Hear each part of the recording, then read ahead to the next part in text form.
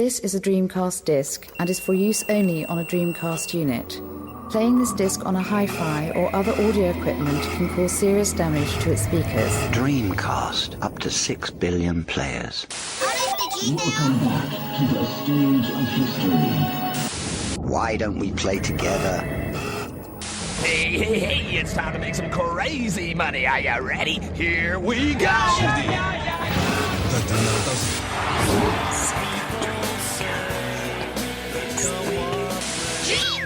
Please stop this disc now.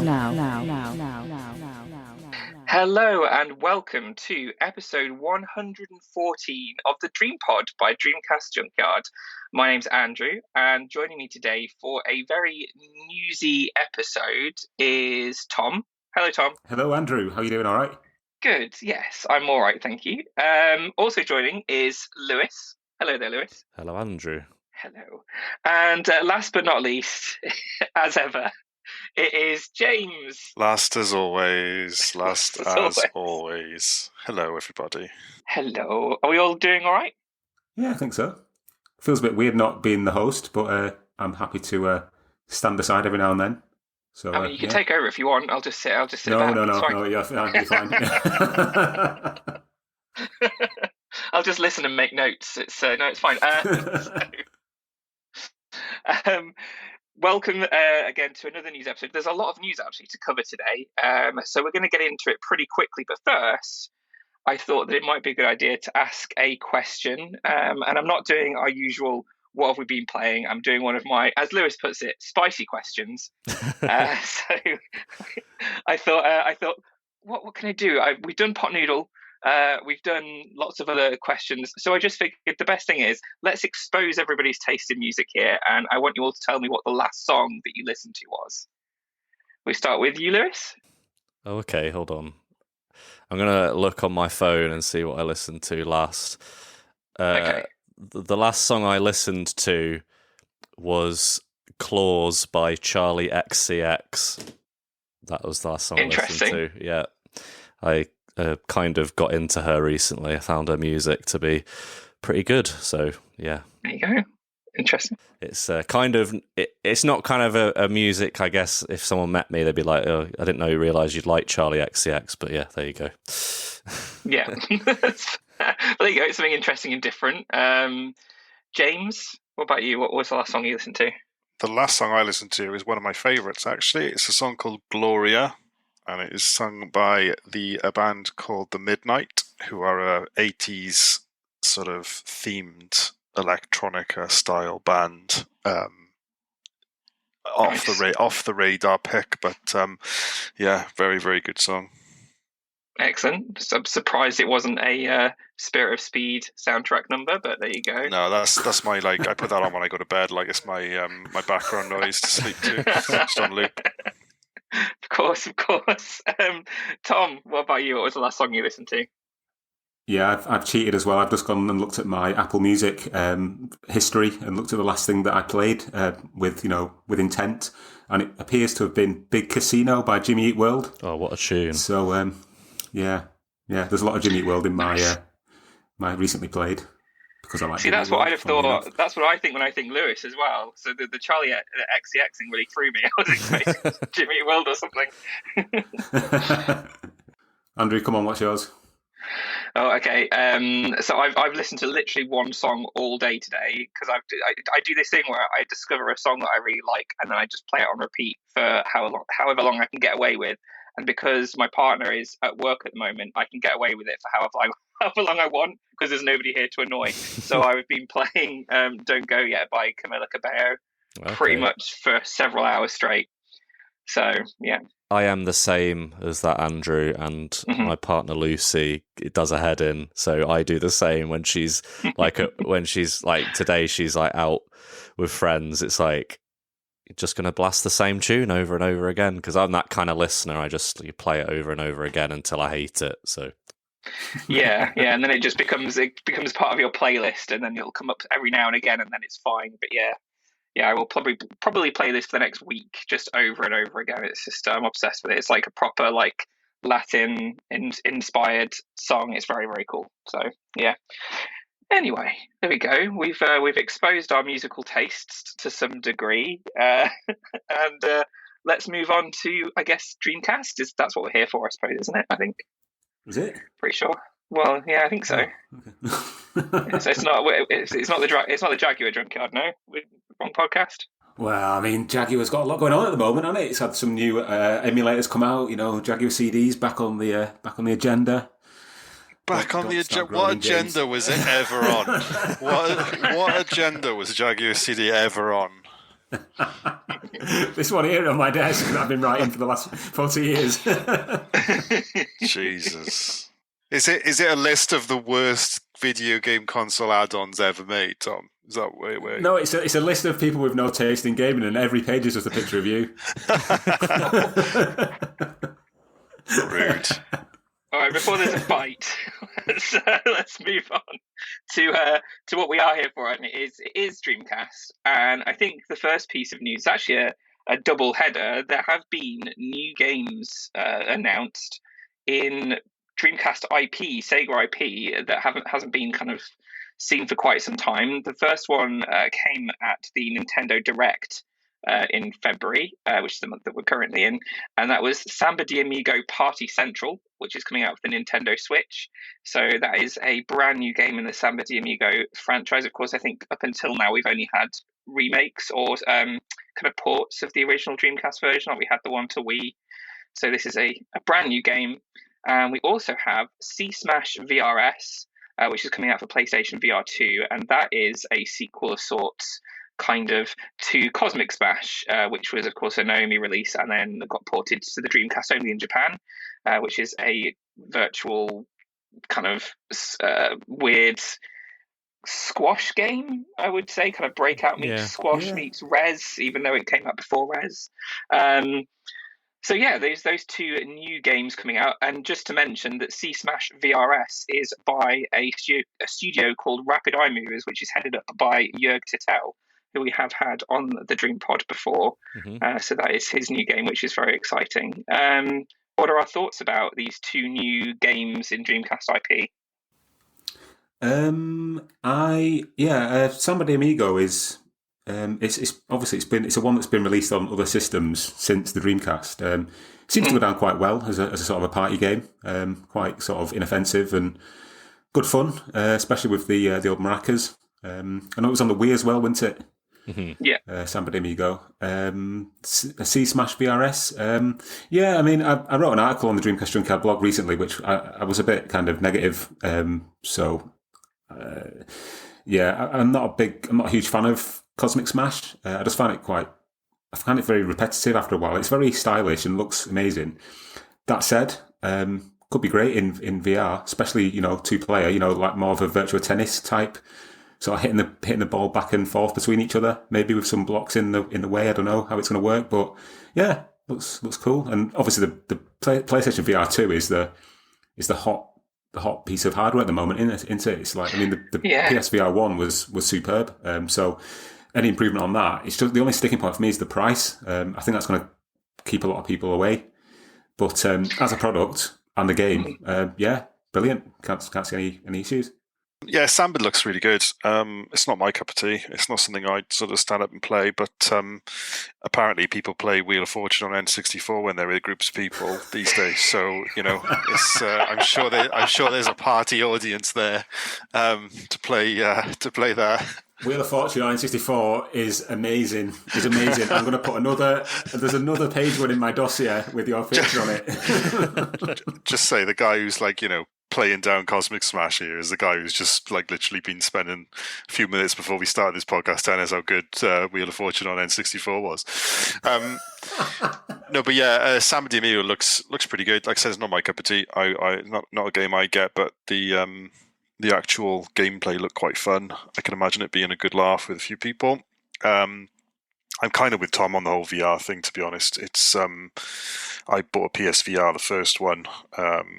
I think it spent more time in the box than it did being used, and I'm pretty indifferent about the new VR. So I think, that one doesn't excite me. It's always nice to see these sorts of IPs get some treatment in VR, but I don't know. I'm always sad when games like that come out because it's like I just want to play it on a normal PS5. I don't. I want to have the option to be able to play it, without investing or remortgaging to be able to afford an add-on for a console that already costs the same price as like a 2-bedroom flat. So yeah. It's mad how it's like £100, pretty much £100 more expensive than the console it's meant to attach to the VR2. But I am hoping beyond hope that C Smash VRS is much better than Space Channel 5 VR, whatever that was subtitled as was. Lewis, any thoughts on these particular games? Yeah, so Samba de Amigo, similar to the other guys, not really for me as far as a game, but I appreciate that it's being relaunched. A lot of people didn't like the new look of Samba. He's kind of looks a little bit more, I don't know what you say. He's kind of got like flares on or something. He looks kind of a little bit more hip and like modern. So people kind of didn't like that. But I kind of like that they've sort of switched it up a little. I thought that was kind of interesting. And then C Smash VRS. I think at first I was a little bit grumpy about it because this isn't any issue with the game or the developers or anything. That's more of a Sega thing. And there's been a few sort of like relaunches of like Dreamcast IP. So you had Space Channel 5 and we had the Choo Choo Rocket Universe, which was like Apple Arcade subscription on an iPhone. And it's like, just stop like teasing us with these like resurrections of IPs. And then it's like on on something like the PlayStation 2, VR2, which is like obviously quite expensive. That's a really good point, Lewis. They've got all these great IPs, and they're gatekeeping them to such small audiences, such niche audiences when they do things like this. And it's like, you've just proven with the release of Sonic Frontiers that there is still a mass market appeal for your IP, and it's like, why make it so that only a few 100,000 or so people can actually play this game? Yeah. Although I had a kind of a think about it though, because obviously for me I could just play Cosmic Smash on my Dreamcast, and I think when I saw that this new version of it is more of like a reimagining, and it kind of looks a little bit more like it's designed for VR rather than it being like Res, where you could play like the normal Res stages but through VR. So I think because it's like a new idea with this IP, I think that's sort of redeemed it a little bit more. Whereas if it was just Cosmic Smash and you can only play it on VR, like I'd be like, just have a version for people like Res Infinite did, where you could just play it on your console. But like, I think it looks really cool. I think it's obviously kind of go for that crowd for people who enjoy stuff like Super Hot with that very stylized look. Obviously, I know this came first, but like if people enjoyed Super Hot, they might like this because it's obviously kind of similar aesthetic, and obviously it's a very kind of aesthetic game, cool looking game. So yeah. Did that Choo Choo Rocket game ever come out on anything else, or was it just locked to Apple Arcade? It's not even locked to Apple Arcade. It doesn't exist anymore. They got rid of it. Was it gone? Yeah. What? And they've not brought it back anywhere else. And it's how bizarre. I know. Yeah. I still feel like we need to start some kind of petition as the Dreamcast Junkyard to bring that back. I mean, even if they just release it as a paid-for version, for crying out loud, like it was pretty cool. It was a good enough puzzle game with the Choo Choo Rocket universe. So I don't know why they just got rid of it completely. I tried playing it on my the MacBook Pro, the one that I had previous to the one I've got now, and it really chugged. Do you know what I mean? Even though it was quite a well-spec'd machine. It was okay on my iPhone. It was really annoying because I got there was like a free offer for Apple Arcade, which 3 months for free, which Apple Arcade is definitely not worth paying for. So I was like, I'll do that and then just cancel. And my idea was to like play this game through, write up a piece on the Junkyard for it, and like halfway through like the first month they took it off Apple Arcade and my icon stopped working on my phone, and it's like, this sucks. So yeah. Yeah, and that sounds like the article. Yeah. Should have just put it out there like 2 paragraphs. Yeah, no ending, just like finished. Yeah.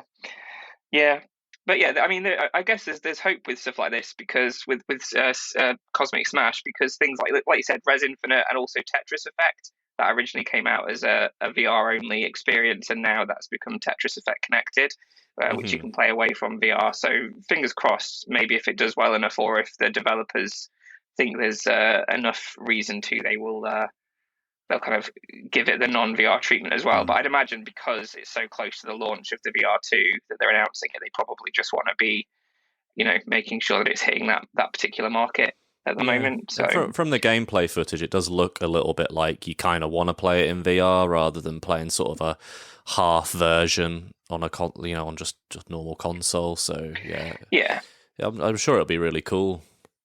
Yeah, absolutely. And in the meantime, let's hope that Jet Set Radio doesn't come out for the Playdate or something like that as the next gatekeepy Sega move. We will see. All right, so let's move on to something else here, which I'm pretty sure Lewis will be all over, which is the Kenji Eno documentary that's been confirmed from Archipel. Archipel. Yeah. Archipel. So Kenji Eno, for those who don't know, is kind of he was a maverick video game developer who founded Warp Studios, and he was very multi-talented. He developed, he wrote the stories of his games, he composed the music, and he's most known for D, Enemy Zero, and in the case of the Dreamcast, D2. And he, through his games, he kind of pushed the boundaries of what you'd call a video game. So but unfortunately he passed away on February the 20th, 2013. So we're actually coming up to the 10th anniversary since of his passing, basically. So Archipel, who is a YouTube channel documentary making group who I've never heard of before, but as soon as I saw this, I checked out their YouTube channel, and there's incredible stuff on there, really interesting stuff about Japanese,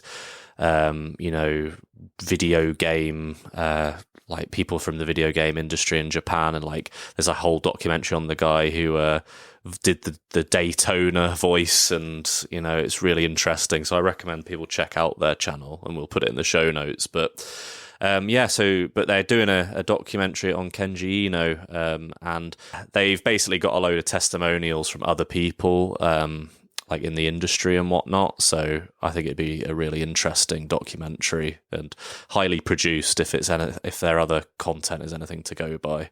Yeah, it does look really interesting. As somebody who's kind of aware of Kenji Eno and his legacy and the amazing work he did, as Lewis just mentioned there, on games like D2. There was the Real Sounds Winds of Regret that he did as well, which was a game for blind people. Oh yeah. And it's just this. I hope this doesn't come across as sounding really kind of melodramatic, but just reading up on him and his life's work, he was only a year older when he died than I am now, and it kind of puts in perspective that you never know when the ride's going to end. Do you know what I mean? And he had so much more to give to the gaming world, I think, and then to die so young, it's just a massive loss to gaming.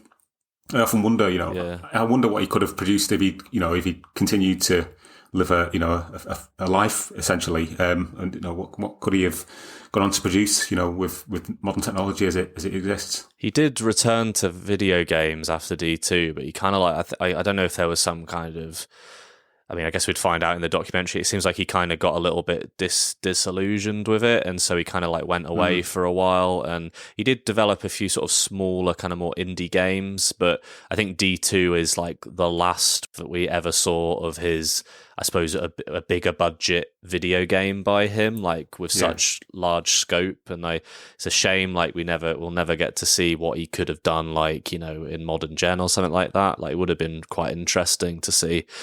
Especially with games Deadly Premonition and Death Stranding, these games that are really weird and kind of super genius minds that are creating them. I think he would have fit right in with that kind of bunch of people, I guess. Yeah, definitely. As an aside, I'm still completely convinced that D2 was the first ever Dreamcast game to be shown. and I'm waiting for someone to prove me wrong on that. I'm still convinced D2 is the first like commercial Dreamcast game to be actually shown off. Is that because of its like origins on the M2, or just because it was literally the first thing to be shown? Yeah, I think they would have been working on it. And it was like, for some random reason, I just remember it being shown as the first game back in the day, and I've yet to find anything that suggests otherwise. And then it got delayed quite, though, didn't it? Yeah, massively, yeah. Cool. We'll have to kind of catch that, but hopefully by the time this is out, the documentary will be out. So I'm sure if it is, then we'll pop the link to it in the show notes. So give it a watch. I'm sure all of us will, and maybe we'll give our thoughts on it in a future podcast. Yeah, definitely. All right. So the next bit of news then is another new Dreamcast game that's coming to Kickstarter, and I think, Tom, you may be able to elaborate on this one a bit more because I'm not quite sure about it. But all I do know is that Wave are going to be involved in this. Is that correct? Yes. So this game is called Harley Quest, and it's not actually on Kickstarter yet. The Kickstarter's coming in April, I believe. But basically, the story behind this game is quite interesting. So back in 2017, at a game jam up in Scotland, I think it was in Dundee, two guys, one of whose names will be quite familiar to you if you're interested in the Dreamcast scene. Alistair Lowe of Low Tech Games and Ross Kilgarriff basically teamed up to enter a game into this game jam in 2017, and that game became a demo called Dungeon Ross. And I remember back in 2017, I was made aware of this through, I think it was through like the Facebook group or something like that. So I did an article on it on the Dreamcast Junkyard blog, and Ross sent me a version of the game, just like a demo. It was something they created in like a day, essentially. And it was just a sort of top-down 3D, not hack and slash, but you basically play as Ross in a dungeon, hence the name Dungeon Ross. And you walk around and you like slap zombies and kill them, and they just disappear. And then you just wander around and go from room to room. There's not much to it because obviously it was created in a day for a game jam. But then obviously this grew legs, and fast forward to 2023, and Ross has obviously been working away behind the scenes on this game, and has now announced that it will be coming to Kickstarter, and the game is going to be called Harley Quest. And yeah, it's a sort of a roguelite, top-down, 3D polygonal dungeon crawler for the Dreamcast.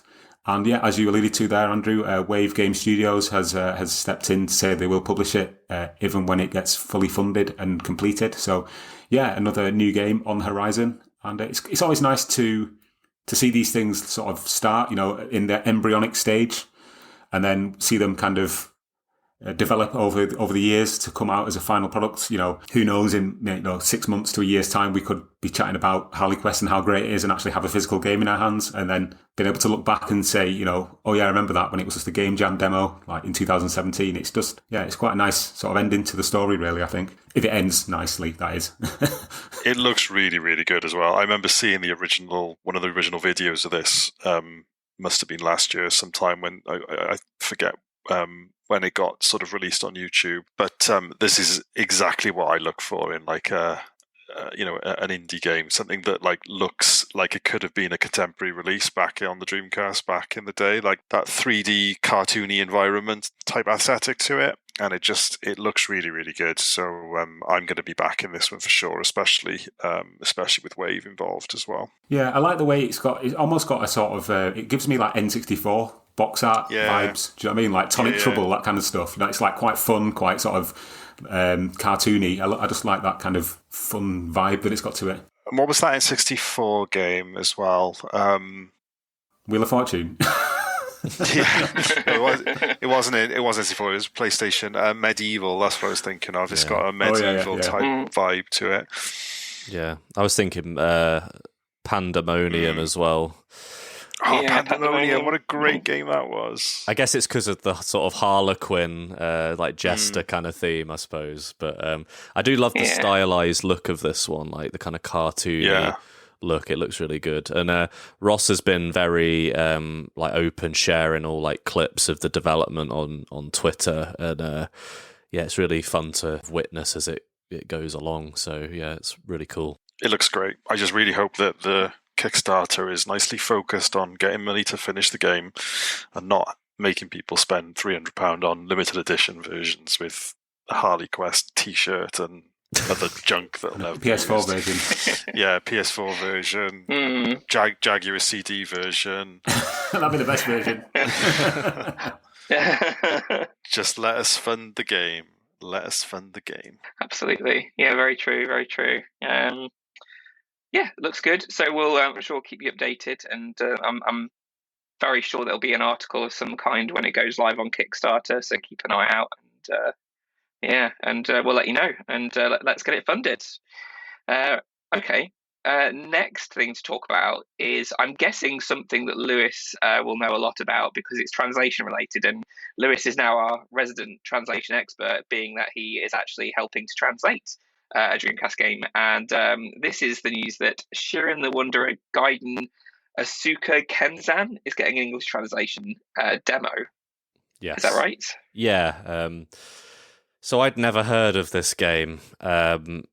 And I've had that a few times recently with these like sort of random games getting translated. But actually, from writing this and sort of hearing people tweet about it afterwards, it seems like this particular franchise is quite beloved. So Shiren the Wanderer is like a roguelike RPG series. This is kind of a spin-off that came out on the Dreamcast, and it's part of it's like a sub-series of a franchise called Mystery Dungeon, and probably the most familiar thing that anyone knows about in the West with Mystery Dungeon is the Pokemon Mystery Dungeon.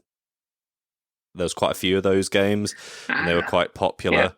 I tried to explain all this in my article, and it like became like 2 paragraphs, so I like condensed it right down because it's like this really long standing series of all this like spin-offs and whatever. So a translator called Shark Snack, that is their online alias, has translated this partially. I love the way you clarified that was their online alias rather than their full name. Mr. Shark Snack. But yeah, so they translated this, and it's although it's a demo, but it's one that actually allows you to play through the game's first region, because there's multiple. And if you're not like familiar with these kind of games, you're probably going to be spending maybe like 6 hours, maybe more, 6 maybe to 10 hours playing this. So that's a lot of content to play, despite it being a partial translation. So yeah, it's definitely worth trying. And it's one of those games where it's like, give it a try. That's the beauty of translations, I guess, is that like I said, I didn't know about this game, and now I do because someone's made it accessible to English speakers. So give it a try. I have an article I'll link in the show notes where I spoke to Shark Snack about like their inspirations for doing this, and it was very interesting to kind of dig deeper on this topic. So yeah, check that out. It's great to see all these English translations. It really is. I think, especially, again, I always talk about the nostalgic side of all this as to why we do what we do. But, you think back to when we were younger, the obviously importing games was like this huge thing, because games back then used to come out, either months and months and months before they did over here, or indeed you get a huge portion of games that came out in Japan never actually found their way over, and for most of us, it kind of felt like it was this forgotten world of Dreamcast games or any console games. But I always remember, you'd think, well, it's pointless me importing this as much as I want to play it, because I can't I can't read and understand what's going on. And it would be a bit different in today's world with it's not ideal, but you can quite happily use Google Translate on your phone or something nowadays if you're playing an imported game, and especially for an RPG or something.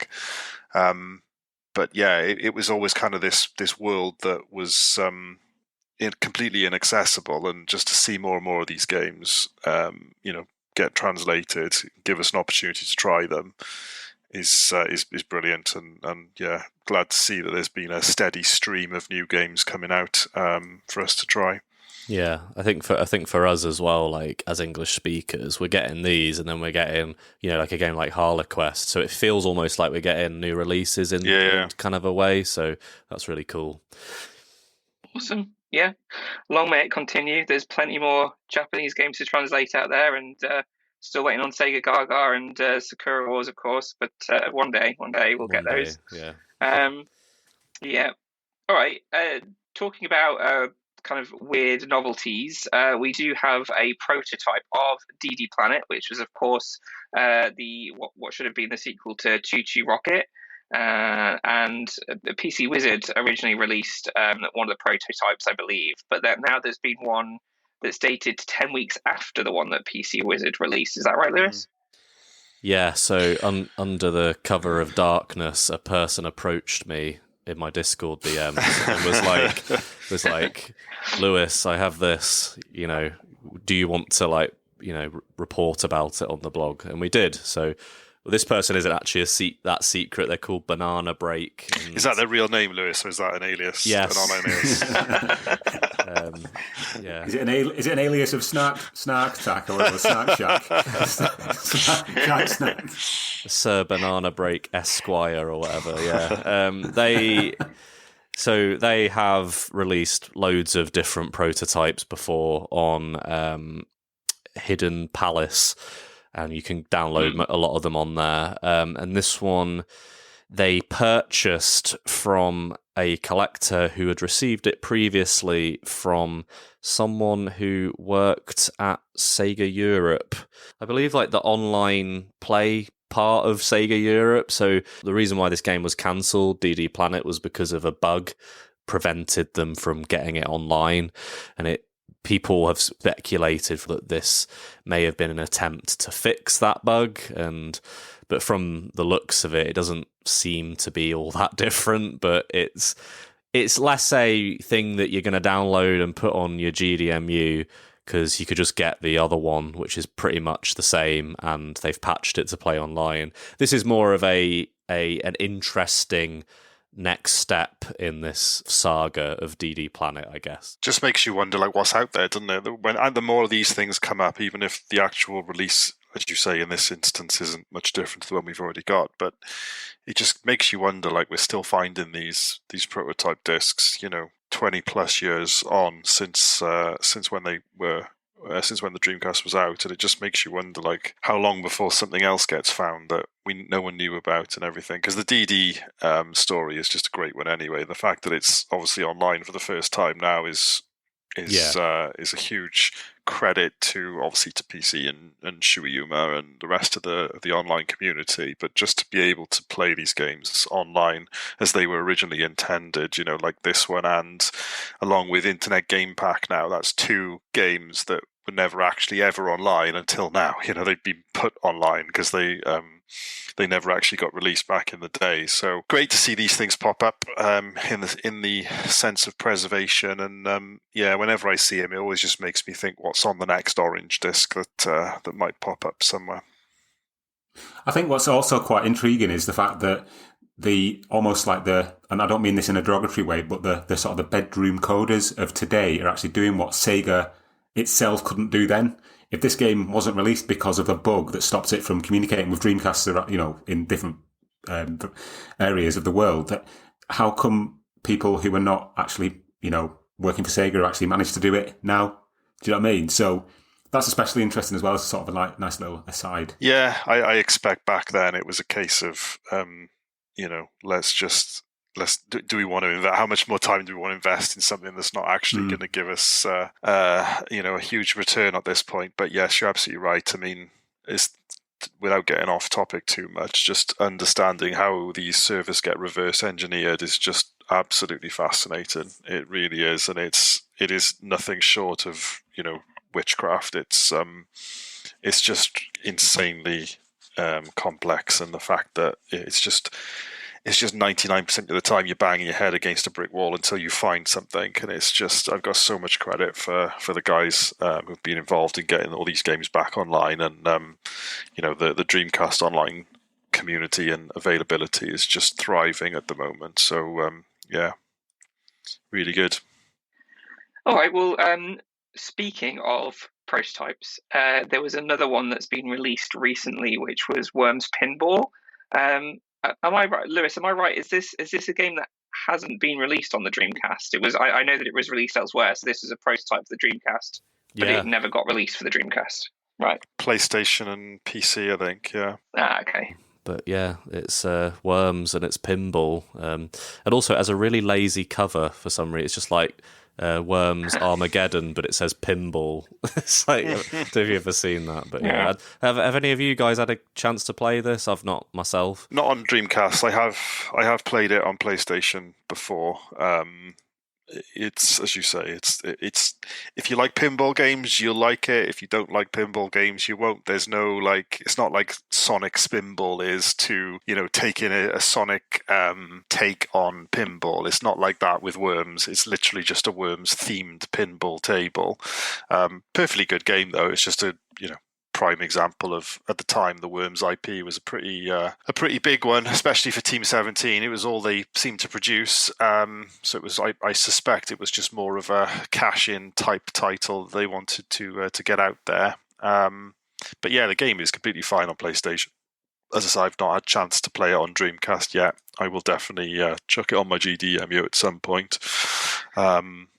Do we know how much of it is available to play? Is it a prototype, or is it the full game, or do we know? Two tables. Two tables, yeah. Okay. So I believe I can't remember how many tables were in the PlayStation one. I don't think there was that many more. But yeah, I think for all intents and purposes, it's pretty much a sort of done deal on the Dreamcast version. But yeah, it's definitely worth checking out. And it's like everything, it's nice to see these things preserved again, especially games that didn't actually end up coming out on the Dreamcast, as we know, of which there were many of them, unfortunately. So any opportunity that you get to be able to play one of these games that didn't actually make it is an opportunity you can take up. Yeah, I think that I was reading like a sort of an interview with one of the Team 17 people, and I think they were trying to update this to make it a little bit more modern on Dreamcast, like 3D animations and whatnot. But I guess they didn't get that far. So yeah, this is all that we have to show of it, I suppose. Yeah, two tables, one worm themed and one is World Rally Fever, it's called. So nothing to do with worms whatsoever. But yes, the actual two tables themselves are basically complete, with all the bonuses and everything, and obviously the game and the high score and everything works as it should. And yeah, again, I suspect this comes down to just another one of those releases that was just not worth them actually putting the money and producing the amount of discs that they would have needed to have produced to get a return on the investment that they put into it. So they just probably didn't bother taking it any further. Although the one thing that did surprise me is that it was earlier than I thought. Like the PlayStation version, I think, came out in 1999, so it would have been right in the launch window for Dreamcast. So it is maybe slightly surprising they didn't just throw it out there as part of the launch window. Yeah. Yeah, I guess if it was like 2001, you could kind of say, yeah, fine, it's been discontinued. There's absolutely no point in putting this game out now. But if it was, a year or two before that, the Dreamcast still had promise, as it were, back then. There was still decent sales. Yeah. But yeah, interesting. When it's a console launch window, you've always got a chance that things are just going to sell because people ultimately want games to play, don't they? They want stuff to play on their new console. I think just as a bit of a side, the original game was actually called Addiction Pinball. Okay. And that was then so that was a Team 17 pinball game, and then it was just rebranded as Worms Pinball on the PlayStation, which I just checked, did actually only include the two tables as well. So it is basically a complete version. Oh, okay. Huh. Interesting. That's pretty cool. It does also mean we have one more Dreamcast pinball game, which I think we only have. What do we have? Pro Pinball, and Neo Golden Log-Grez or whatever it's called, and Sonic Adventure. Yeah. I do like a bit of pinball, Pinball games, I got, I do have a bit of, do quite enjoy spending a couple hours on a pinball game. The last piece of news that we've got for you is when I came across probably a week or so ago. It looks very, very interesting, which is a 3D printed AAA battery mod for the VMU by a gentleman called Jeff Chen.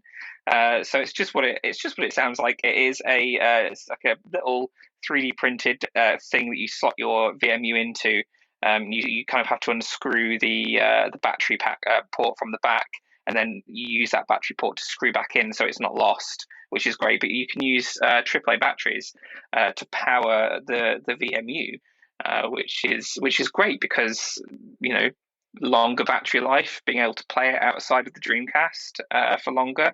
It does work in the Dreamcast as well. I think he's done it so you can still slot the VMU in even with the pack on it. But and even better, he's released the files, I believe, completely free of charge. So anybody with a 3D printer can go away and make this with their 3D printed thing. You need a few contacts and things for the batteries to work, but they're all things you can buy pretty readily. It's pretty cool news, right?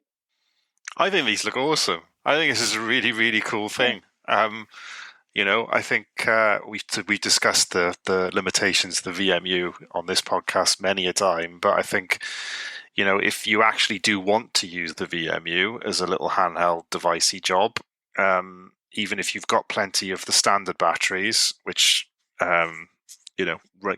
which run through pretty quickly, is still an absolute pain to keep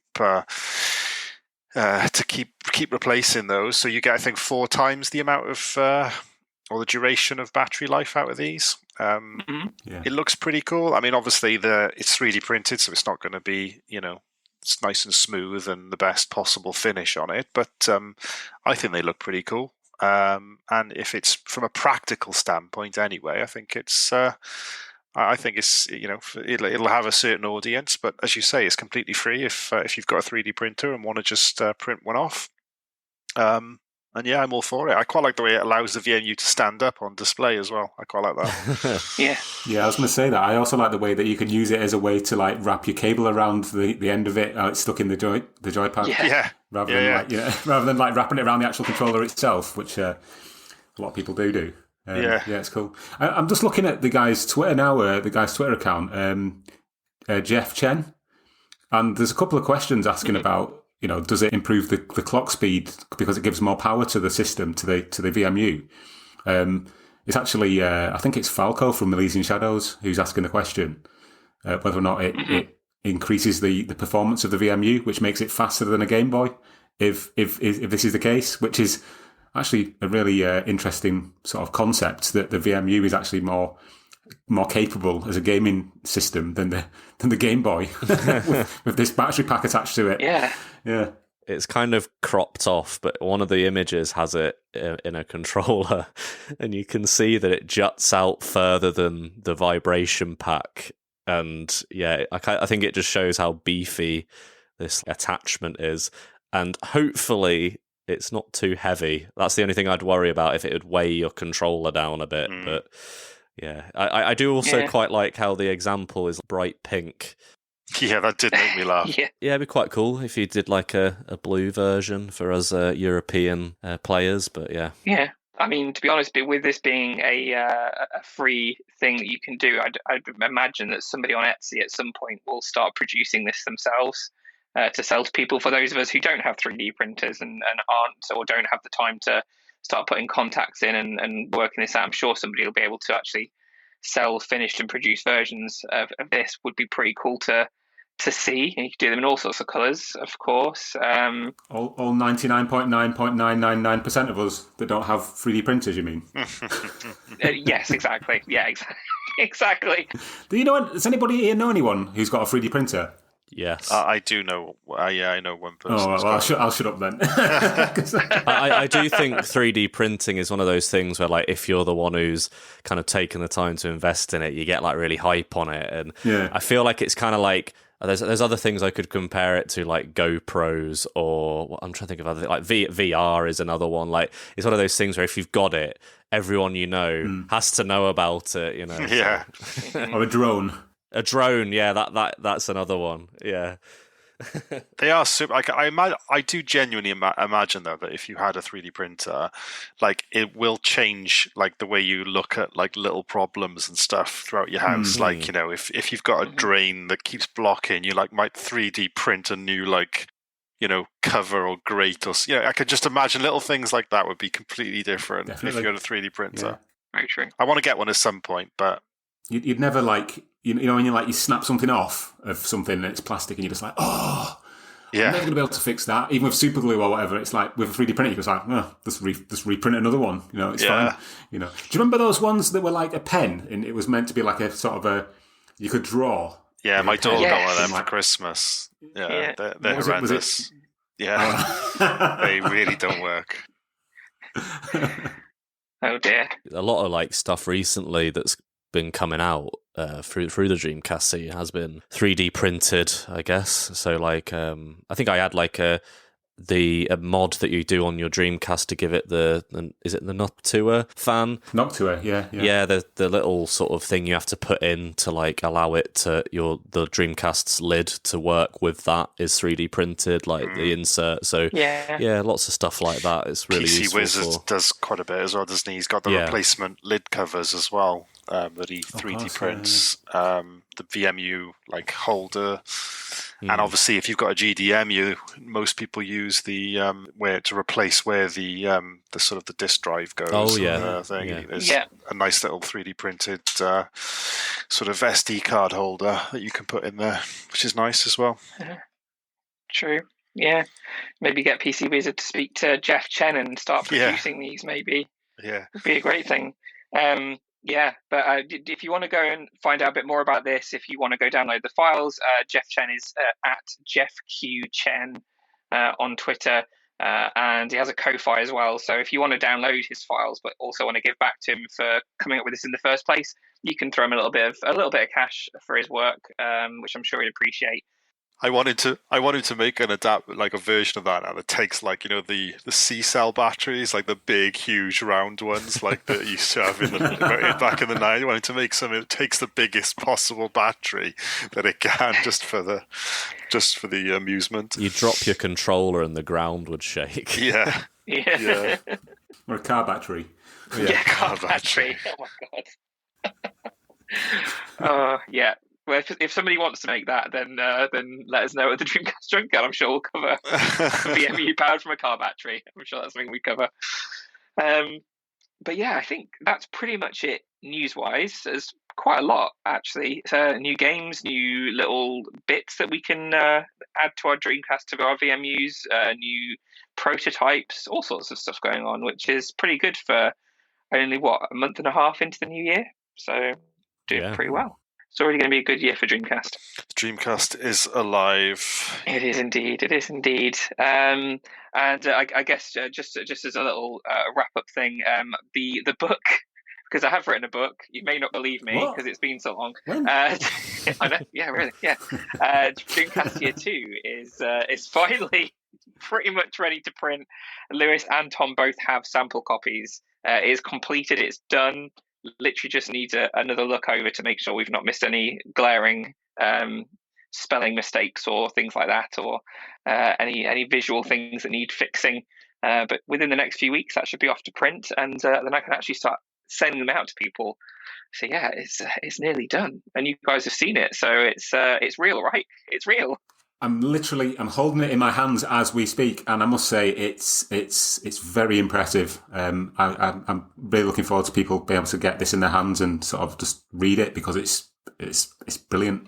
You know, even as somebody saying that with a slight bias, because, you know, obviously I wrote some of the stuff in it, but yeah, it's a true kind of love letter, really, to obviously the year 2 of the Dreamcast. So yeah, and it's really, like really double the size as well. Like I put it next to my year 1 copy on the shelf, and it's like double the size. So yeah, you're in for a lot of good content. And also the The images and everything just looks sharp as heck. It's like really nice print as well. So yeah.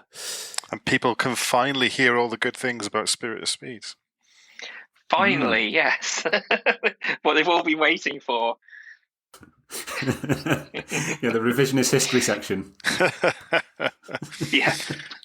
Yeah, there you go. Yeah. But yeah, there's lots of cool things in there. Lots of awesome people who contributed. For instance, Brian from the Sound Junkyard, of course, our own Dreamcast Junkyard. Retro Faith is in there. Basically, every single person from the Dreamcast Junkyard has written at least something, which is fantastic, including the elusive Mark Williams, Mr. Maz Gaming himself. Is in there, so it's been really fun. I mean, it's taken a fucking long time. Pardon my language. You can bleep that if you wish to. It's taken a long time, but it's there, and it's just been such a pleasure to have kind of so many contributors, so many voices talking about the kind of their love of these games on the Dreamcast and the Dreamcast itself. And just to see even the library at the back, the amount of games that came out in year 2 and the amount of like proper brilliant games. Yeah. I'm glad it's going to be out there finally, and I can just stop thinking about it for a little while because it's been 3 years and I need to stop thinking about it. Yeah, it's pretty much done. So hooray! I look forward to that in the coming months. Hurrah! As I get around to posting it, and I will get the digital version out there as soon as we've finished fixing the printed sample. The digital version will go out to backers, so you should be able to see that pretty soon. At least year 3 won't take as long, Andrew, because it'll be like half the amount of content to put in it. I mean, that's true. Yeah. We'll come to year 3 another time, sure. I need a break. I think I need a break from this, but I mean, we have discussed it. You sounded just like Sega now, mate, honestly. I'll release it on the play date. So, yeah. That's pretty much it. That's pretty much it for us here today. Nothing else to really go over. So all that remains is just have a bit of a wrap up on where we can find everybody. Lewis, where can we find you on the interwebs? Yeah, I am on Twitter, and my handle is @LewisJFC. So go follow me on there if you feel so inclined. Yes. Lovely. Yeah, absolutely do. James, where can we find you? You can find me at a racetrack in the UK most weekends if you want to come say hello. You can find me on Twitter @AgileHarvey. That's my alias, not my real name. And obviously I will be around the various Dreamcast Junkyard socials and whatnot as well. Absolutely. Are you getting excited for F1 starting again in a couple of weeks' time? I'm getting excited to actually race myself again in a couple of weeks' time, to be honest, more than Formula One. But yes, motor racing season starts to, in fact, breaking bit of news for you guys today. They've actually decided to make a real-life race named after the famous Dreamcast game Daytona. So it's the Daytona 500 today, which will be kicks off my the racing season for reals this evening. So that's why I couldn't record this podcast this evening. In case you were wondering. So, thanks for accommodating my my schedule. Yeah, you're welcome, I guess, I suppose. We probably wouldn't have done it if we'd known that was the reason, James, but fine. Okay. Tom, we can't find you online, really, can we, apart from occasionally at the Discord channel, but is there anything else you want to say something instead of giving us your socials? I mean, you can find me on the internet at large, mainly on PSN, because I've been playing The Last of Us 2 has taken over my life over the last sort of 3 or 4 weeks, because it's just an amazing, amazing game. And yeah, you can find me on Discord occasionally. And I'm around. Go on the blog, find my ramblings, my articles, leave me a comment. And I'll get back to you when I get this message. Don't forget your YouTube videos, mate, about changing oil filters and air filters and everything else. I do like to put my old video up about scraping rust off exhaust headers and that kind of stuff. So if you're interested in videos about knackered old motorbikes, then find me on YouTube. It's just my name. Cheers. Tom did recently write a very good article about faster than speed for the Atomiswave, so check that out. Oh, yes. Very true. You can find me at Oddment84 on Twitter. You can find all of us at the DC Junkyard on Twitter, which is helmed by the wonderful Lewis and Mike. Mike, of course, still getting the A to Z guide done.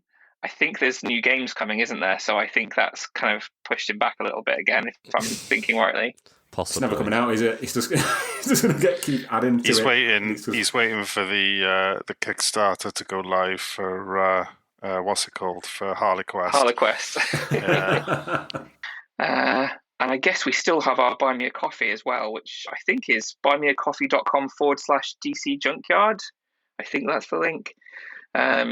So if you want to, that is it. So if you want to buy us a coffee, or in our case, a VMU battery, which, you know, with this 3D printed thing could be AAA batteries now, which I think cost less. Yeah, we're upgrading. Yeah. So yeah, feel free to buy us a VMU battery if you want to say thank you for the work that everybody does here. It helps us pay the bills because the internet isn't free, unfortunately. It costs a little bit of money to do these things here and there. So feel free to buy us a VMU battery. We'll be back at some point in the future when we can all get together again and find something else to talk about. I think we're overdue for a themed episode of some description, so I'm sure we'll have something like that coming in the near future. Until then, though, we'll catch you later. Playing us out today is a very special remix of our intro by the incredible Pizza Hotline. So please take a listen.